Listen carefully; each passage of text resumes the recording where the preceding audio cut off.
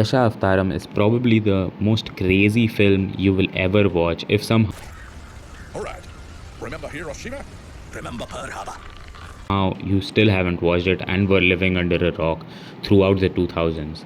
Kamal Hassan, the genius, kung fu specialist,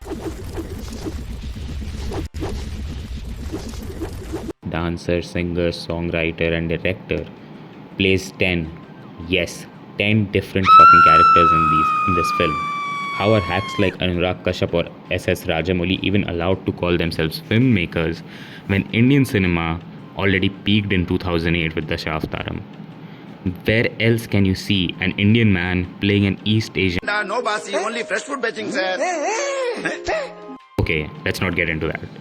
Where else can you see an Indian actor play fucking George Bush? This is already peak kino, guys. This film was my Das Capital, and all you haters could never match the absolute amazing dialogue exchange of this scene. Alright, remember Hiroshima? Remember Pearl Harbor?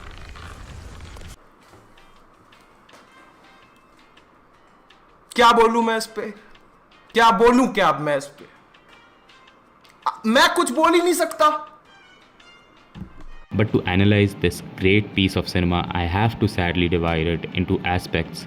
Or you can check my Patreon where there is a 10-hour unedited rant I recorded. Anyways, the aspects are story, characters, VFX, and conclusion. Honestly, on paper, this story is amazing. A scientist who wants to destroy his world-ending creation, who is also an atheist who lands in India, followed by a rogue ex-CIA assassin, an unstoppable force of nature, a vignette into different types / classes or sects of people in India, and a mythical, almost beautifully world-saving tsunami, which all for the most part fits very neatly together. And also Kamal Hassan is an atheist who is like partnered up with Asin, who's a very religious girl. So it makes for really fun and exciting, engaging story. Who is this genius story writer? Oh wait, it's Kamal Hassan. Yep, makes sense, guys. One day, I'm afraid I will lift up my wife's veil only for it to be Kamal Hassan. Or maybe I'm delighted. Well, look at you there. You're a filthy girl, aren't you? Execution of characters. I still don't understand the need for Kamal Hassan to play 10 different characters. I get it, we all switch our personality according to our friend group, but 10 fucking characters? I think I saw some extra powder around your nose, Kamal. But seriously, I think it greatly hampers the film when a crazy decision like this is taken and even toted around on the opening title card of the film. The attention is diverted from a good, inherently good, like intense, intricate action chase film with espionage and all that stuff, to calculating just how many kilos of Santa's dandruff was Kamal on while he covered himself with 10 kilos of foundation and rolled the cameras. At this point, I'm sure no one even asked him to do that. Like, bro, why did you do that? Some of the looks are actually creepy. You cinephile lip cucks are shitting your pants to Salo or some other snuff films, while I survived these fucking scenes at the ripe age of 10. Actually, the film is really good body horror or just plain crazy fucking horror.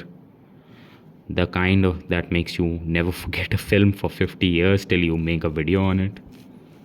The VFX for 2008 is bad, yes, but in hindsight, just planning these shots and creating these images outweigh the blunt feathering of the masks or the wobbly tracking of assets, so Kamal could act as both a stereotypically ethnic caricature talking to another stereotypical ethnic caricature. I like the VFX, they got really bad around the end, but the makeup diverts your attention from the shadowless feet. Not to mention, it was very impactful for me as a child. Having giant characters or creating scenes around people of different sizes also meant that the director had to really be artful with the staging, an art form that Indian filmmakers have seemed to have forgotten. Overall, I can say is that I like the villain. He's shown to be this unstoppable Terminator. The makeup helps with making him look even scarier because that makeup looks anybody fucking scary. And his death scene was also kind of fucking hard for no reason.